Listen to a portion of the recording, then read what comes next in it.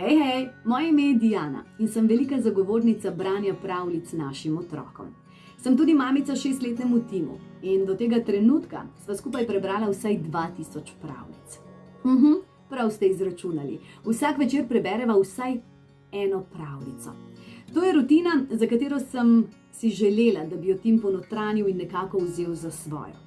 In jo je. A si lahko predstavljate, koliko znanja, koliko novih besed, koliko različnih tematik sva se dotaknila ravno zaradi prebrane vsebine. Pa če izvzamem vse koristi, ki sem jih ravnokar naštela, hvaležna sem za čas, ki ga imava kot mama in sin, da poglabljava najin odnos.